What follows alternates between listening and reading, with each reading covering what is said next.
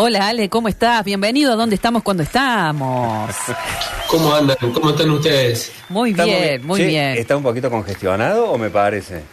Sí, el frío pegó fuerte. Sí, a Más todos. mis hijos y después terminan los padres, ¿viste? Es así. Sí, es así empiezan, ¿no? Hay que cuidarse un poco, el cuellito, el pechito, ¿no? Es mucho frío estos últimos días, así que bueno. Sí, pero los chicos no se cuidan. Sí. El problema es que se cuida uno, pero los chicos no se cuidan, igual.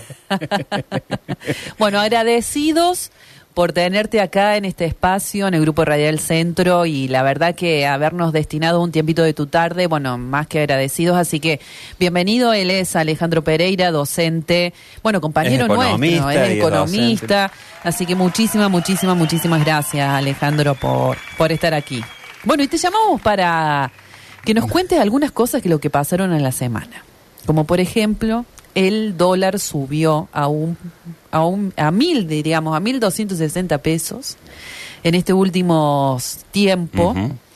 Y bueno, y todo lo que significó durante la semana todo este movimiento. Así que queremos que a toda la audiencia por ese tema sensible y después vemos hacia dónde nos lleva. Que nos explique, a ver, qué pasa con nuestro salario, qué pasa con nuestra economía, tanto si repercute en lo micro con respecto a lo macro. Así que bueno, gracias, Ale. Bueno, en primer lugar, le agradezco la invitación y quería participar. Estoy participando poco, casi en los medios. En todo, porque en los medios, porque con los chicos muy chiquitos se me hace muy difícil todo, pero no quería dejar de participar porque sé que con mucho esfuerzo hacen el programa, así que bueno, me quería sumar a más no sea a participar en alguna ocasión y poder charlar un ratito con ustedes. Bien. Arrancaron por un tema fácil, digamos, predecir el comportamiento de tipo de cambio de corto plazo, digamos. Pero bueno, pero muy sensible, porque vos hablas del dólar, o sea, yo creo que vos hablas del dólar y es casi como la gripe más o menos acá. Es decir, es que, digamos, es como que todas las alarmas o las alertas saltan, digamos, ¿no? Claro, es de hecho, técnicamente, el comportamiento de tipo de cambio de corto plazo es impredecible. Uh-huh. Es como ningún economista tiene instrumentos para predecir de corto plazo el tipo de cambio.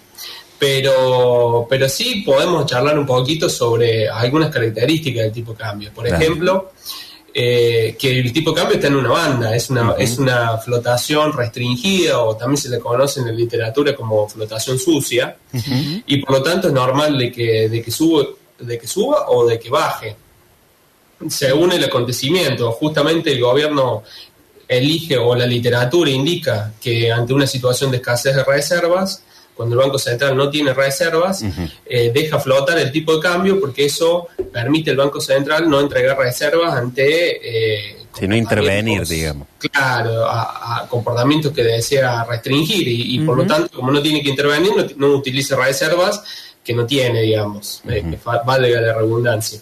Entonces lo lógico es tener un tipo de cambio flotante en estas circunstancias. Lo que pasa es que la Argentina, el tipo de cambio tiene lo que técnicamente se llama pass-through, o sea, un paso de movimiento de tipo de cambio a precios muy alto, claro. Y entonces cuando el tipo de cambio oscila, aunque sea en valores lógicos, que no la gente se asusta porque eso pasa los precios, más que todo cuando sube. Cuando baja, bueno, la baja de precios es casi imperceptible, solamente en algunos productos, y bueno, pero cuando sube es un problema. Entonces el gobierno aceptó, me parece a mí, luego de una larga negociación con el Fondo Monetario, tener un tipo de cambio, de hecho flotante, aunque sea restringida la flotación, y intentó llevarlo artificialmente al piso, o sea, a un dólar que a la vista más cercano a los 1.000 pesos. Claro, a la mayoría de la vista de los economistas, un tipo de cambio excesivamente apreciado, digamos, un valor muy bajo el tipo de cambio. Economistas ortodoxos, heterodoxos. Sí. ¿No? Claro, porque lo que hemos visto es eso particularmente. O sea, una de las cuestiones que llama por ahí la atención, o por lo menos alguien que viene siguiendo los temas en los medios, es como que están interviniendo desde distintos sectores, digamos, económicos, algunos más afines al gobierno, otros más contestatarios o radicalmente diferentes, pero es como que, bueno, están hablando algo que tiene que ver con esto, ¿no? Es decir, bueno, la escasez, digamos, la posibilidad de que, bueno, qué está pasando con las reservas, digamos, por ahí la macro, digamos, algunas de estas cuestiones macro después terminan por ahí impactando en cuestiones micro, ¿no? Y que por ahí en la vida cotidiana, bueno, nada, estamos en Argentina, digamos, y es una cuestión como bastante sensible, a ver. Totalmente. La gente lo ve por el lado del impacto micro, digamos, no por el lado del impacto macro. El macroeconomista es como el piloto de un avión que está viendo las cosas a 5.000 pies de altura. Pero es lógico porque esa es su tarea, no se le pide otra cosa. Su tarea es estar viéndolo allá arriba. Pero ciertamente parte de su equipo debería estar viendo también cuál es el impacto de eso en la micro. A mí me parece de que el gobierno forzó demasiado, me parece, o generó por lo menos la expectativa de un tipo de cambio muy bajo, sin tanta necesidad, digamos. Creo yo que para llevar la tasa de inflación a un valor muy bajo, lo más bajo posible en torno a la elección. Pero a lo mejor económicamente hubiese sido más razonable ir bajando la tasa de inflación con mayor gradualidad y tal vez mantener un tipo de cambio en un nivel más cercano a la parte céntrica alta. Claro, a la media de la franja, digamos, en todo caso. Sí, mínimamente.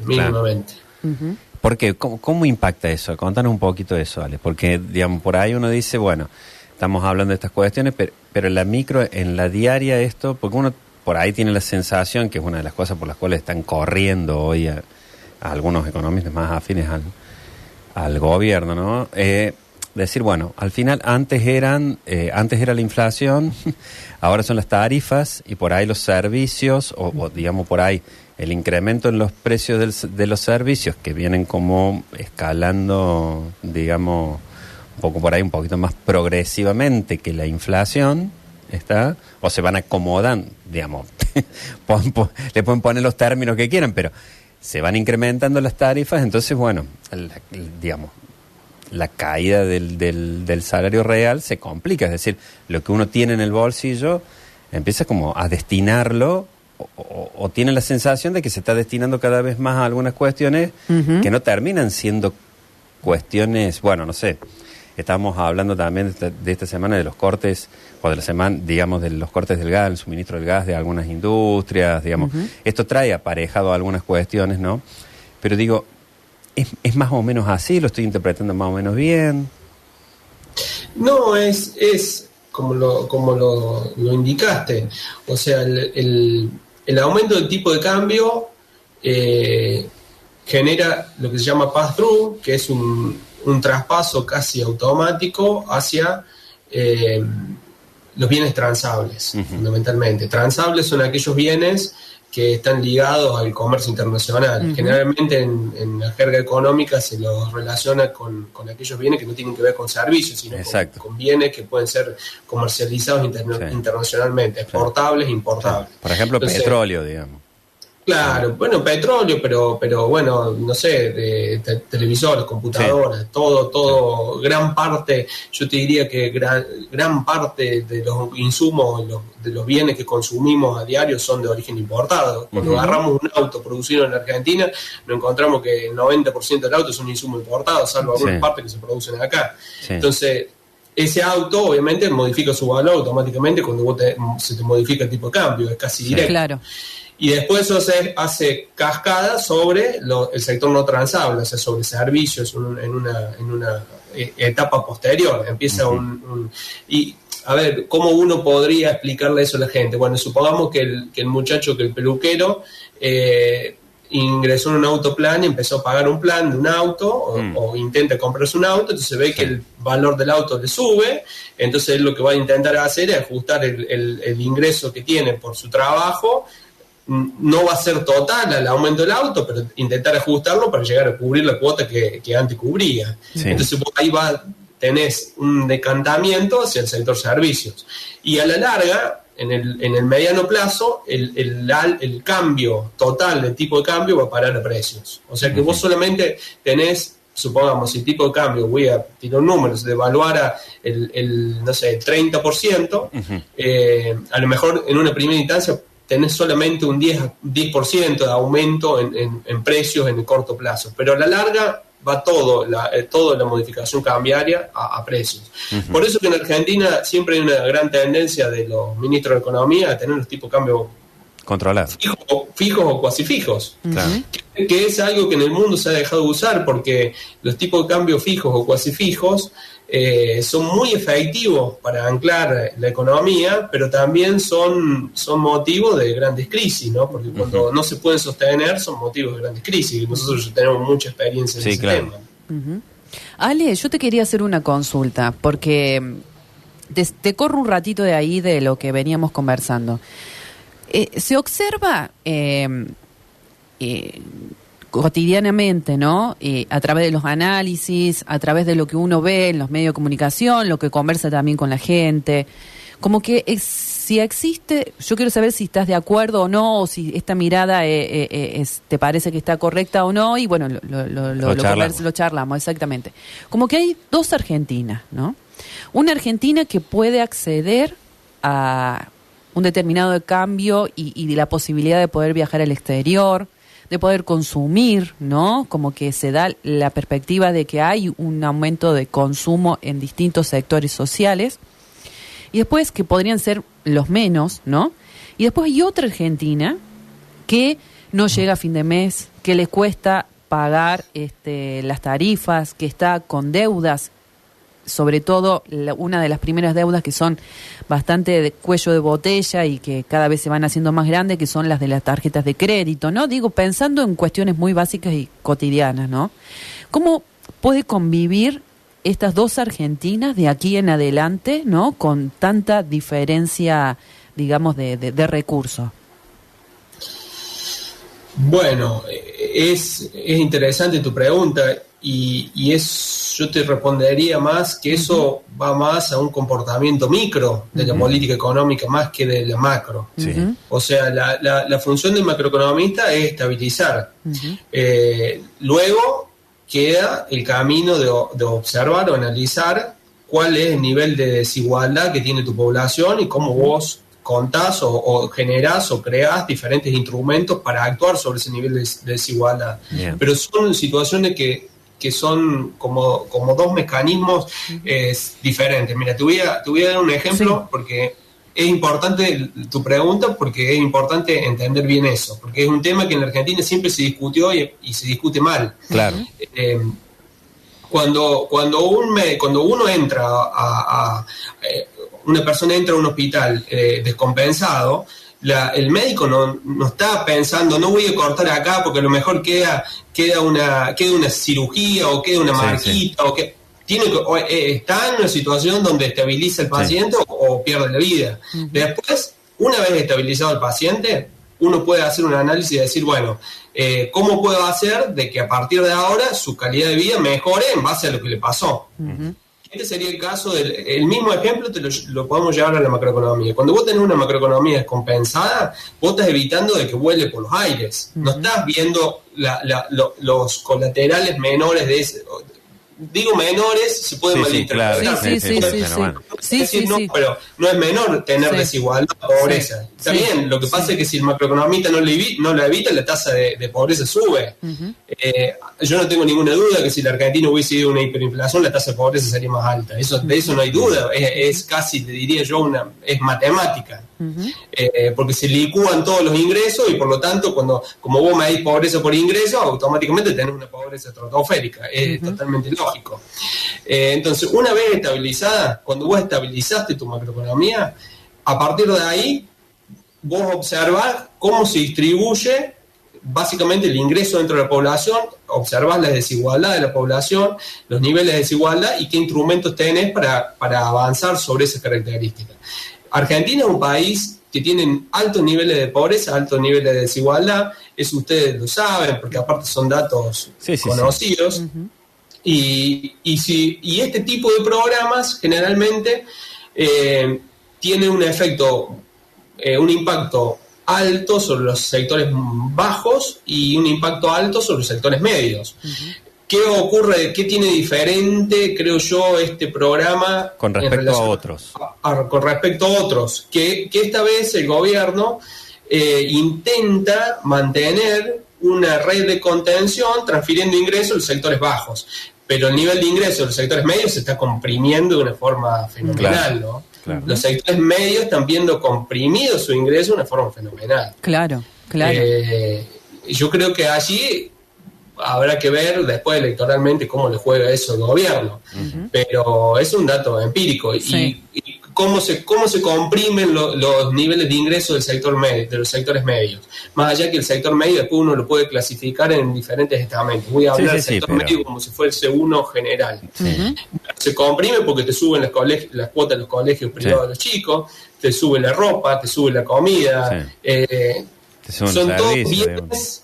Claro, bienes y servicios consumidos por sectores medios. Exacto. Que generalmente tienen su nivel de ingreso atado al nivel de comportamiento de la economía o capacidad de mejorar su nivel de salario, que es justamente lo que estamos viendo, que no se está moviendo, el precio que no se está moviendo actualmente en la economía, ¿no? Bien, claro, porque digamos, esto va ligado con el consumo y esto es también algo de lo que algunos advierten que, bueno, técnicamente estamos en una recesión, no estamos en una recesión, esto, digamos, está como, o probablemente hay una serie de expectativas por ahí que se habían generado que probablemente no están ocurriendo, ¿no? Es decir, y eso probablemente en los sectores medios, como vos bien decís, bueno, empieza a generar como un ruido, ¿no? Es decir, empieza a generar como... No sé, una sensación de incertidumbre, inestabilidad, de inconformidad, ¿no? No, claro, y el dato que está dando acá Ale es re interesante porque se está comprimiendo la clase media, lo cual, si esto sigue avanzando, la clase media, digo, va a en algún momento... bipolaridad, digamos. Claro, como a desaparecer y va a quedar dos estamentos bien fuertes, ¿no? Como los sectores más pudientes, podemos decir la clase alta y la clase más baja, digamos, o sea... Sociedades muy desiguales que hasta hace unos años atrás la Argentina se caracterizaba por ser una de las sociedades con una clase media bastante importante, ¿no? Sí, la Argentina viene perdiendo clase media o viene viendo deteriorado, salvo por momentos su clase media de allá de la década del 70 aproximadamente. Que era un país que casi no tenía pobreza o tasa de pobreza y desempleo muy baja. Claro. Estamos hablando de tasas por ahí para la audiencia que tenían que ver que no llegaban 5%. Sí, o sea, no llegaban al 10%. Sí, prácticamente. Exactamente. Sí. Entonces ese proceso se ha sostenido en el tiempo de una forma, bueno, preocupante, digamos, porque a medida que los niveles de marginación de una sociedad sube, bueno, de revertir eso es sumamente complejo, ¿no? Desde el punto de vista económico. Sí. Digo, no pienso solo, está bien, digamos, yo lo estoy pensando también a nivel, no quiero poner sociológico, pero sí, a nivel de la expectativa, ¿no? Estamos hablando que probablemente esto ya tiene casi, ¿cuánto? Medio siglo, ¿está? Es decir, estamos hablando, yo nací en el 74, es decir, es como que casi toda mi vida es como naturalizado, si querés, las situaciones de crisis, ¿no? Es decir, hay una naturalización de ciertas situaciones de incertidumbre que por ahí se repiten. No importa muy bien qué, pero en líneas generales que se está como, digamos, como tensando la cuerda, ¿no? Y por ahí se está o nos estamos pareciendo más a algunos otros países de América Latina, ¿bien? Que por ahí tenían otras características de la población, ¿no? Sí, es cierto. Yo creo que nos acostumbramos, naturalizamos, como bien decís vos, esa situación de marginación. Hay algunos aspectos observables del programa que generalmente los programas de estabilización fueron reactivan la economía porque justamente estabilizan. Claro. Entonces, al estabilizar el nivel de la población, el nivel de ingreso de la población deja de caer y en cierta forma al dejar de caer empiezan a estabilizar. Pero hay un aspecto muy interesante de ver, que yo se lo explico a mis alumnos así, que en realidad uno tiene que distinguir entre crecimiento del producto y distribución del producto. Son dos conceptos diferentes. Entonces, la economía, si vos me preguntas, ¿está en recesión? No está en recesión, está creciendo, pero está creciendo sobre sectores fundamentalmente energía, claro. Yo te diría minería y algo campo, pero menos, pero con su fuerte en energía. Y los sectores que a lo mejor tienen más llegada a lo que uno podría entender como popular, que estamos hablando de empresas pymes, de pequeñas y medianas empresas, bueno, de empresas que absorben mano de obra. Ustedes tengan en cuenta que dan trabajo, digamos. Claro, exactamente. A ese sector no es el sector que está empujando la economía. Tal cual. Entonces, uno toma, por ejemplo, mire, me ha tocado analizar por una cuestión financiera. Hemos estudiado YPF, en parte con un socio hacemos algunos trabajos en ese sentido de estudiar, nos tomamos el trabajo de estudiar alguna empresa simplemente por el perfil financiero. Sí, claro. Y cuando uno ve el centro que tiene YPF, tiene un centro en Puerto Madero donde controla todos los pozos vía Puerto Madero, con ingenieros que trabajan remotamente y robots. Entonces esa empresa se está expandiendo, pero no es una empresa que expande el PBI, desde luego, pero bueno, para que eso lo sienta la gente, no va a llegar rápidamente. Por eso generalmente estos procesos de estabilización han sido ¿cómo decirlo?, exitosos inicialmente, pero muchas veces van acompañados de procesos de aumento de la tasa de desempleo. Generalmente van acompañados de procesos de aumento de la tasa de desempleo. ¿No? Sí. Y esto, digamos, por ahí lleva la mano de conflictividad social, de incremento, digamos, de... Entonces, claro. Sí. Probablemente también, digamos, no sé cómo lo ves vos, por ejemplo, con las inversiones del exterior con respecto a esto, ¿no? Es decir, porque obviamente alguien que viene a invertir está, digamos, monitoreando todo esto, es decir, no está viendo todas estas otras variables por ahí de las que estamos hablando, ¿no? Yo no lo veo muy bien. Yo creo que el RIGI a lo mejor no fue todo lo que esperaba, todo lo que se esperaba, y fundamentalmente el programa cierra si el gobierno logra finalmente acceso al mercado de capitales. Si el gobierno no logra acceso al mercado de capitales, el modelo empieza a crujir. Es una sábana corta, digamos. Es una sábana corta, miren, si quieren uso otra metáfora, es un avión carreteando. Ahí va. Que toda velocidad y levantó el morro, pero levantó el morro, tiene que despegar. Y para despegar tiene que tener un proceso de inversión, como vos decís, de capitalización de la economía, que aumente la tasa de inversión, que recupere niveles de salario y que recupere niveles de consumo, pero fundamentalmente no, pero asociado a eso tiene que poder acceder al mercado de capitales para refinanciar deuda que se le va a vencer próximamente, digamos. Lo cual es un problema, ¿no? Bueno, Ale, estamos más que agradecidos que nos hayas acompañado acá en el programa de Dónde Estamos Cuando Estamos. Seguramente te vamos a convocar en algún momento porque este tema da mucho para hablar y la gente está realmente interesada al respecto de lo que va a pasar en los próximos meses también. Y también a cara de las elecciones, ¿no? En octubre, así que seguramente vamos a conversar en otra oportunidad. Muchas gracias. Un abrazo grande para ustedes. Bueno, gracias por la invitación y bueno, éxito con el programa. Bueno, gracias. Gracias, Ale.